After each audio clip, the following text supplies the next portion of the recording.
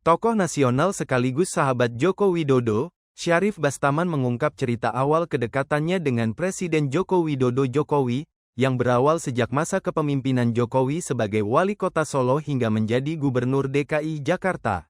Dalam sebuah wawancara terbuka dalam YouTube Forum Keadilan TV dikutip Tribun Tanda Hubung Timur.com, Selasa tanggal 3 Juni tahun 2025, Syarif Bastaman menyampaikan bagaimana ia sempat terpesona oleh sosok Jokowi, namun perlahan pandangannya berubah seiring waktu. Saya terbius sama Pak Jokowi zaman beliau di Solo sampai ke Jakarta. Bahkan sebelum beliau mencalonkan diri jadi gubernur, sempat datang ke kantor saya malam-malam, ungkapnya. Namun, menurut Syarif, seiring berjalannya waktu, muncul kontradiksi antara perkataan dan tindakan Jokowi yang membuat rasa kekaguman itu mulai memudar.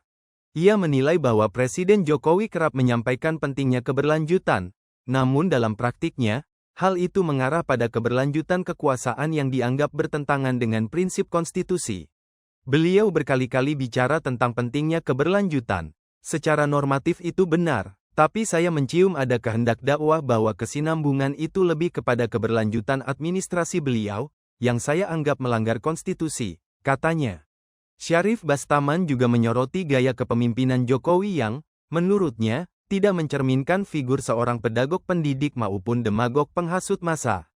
Ia bahkan menyebut Presiden Jokowi sebagai seorang aktor, yang menurutnya memainkan peran berdasarkan arahan. Pemimpin itu biasanya ada yang pedagog, ada yang demagog. Tapi Pak Jokowi menurut saya bukan dua-duanya. Tadinya saya pikir beliau ini seperti pembawa lilin, yang mencerahkan. Tapi ternyata, beliau adalah aktor. Dan aktor selalu memerlukan sutradara, ujarnya tajam.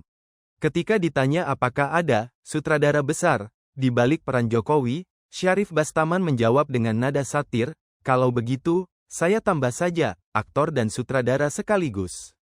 Pernyataan ini menambah daftar kritik terhadap kepemimpinan Presiden Jokowi, terutama menjelang akhir masa jabatannya, di tengah sorotan publik mengenai isu keberlanjutan kekuasaan dan etika politik nasional.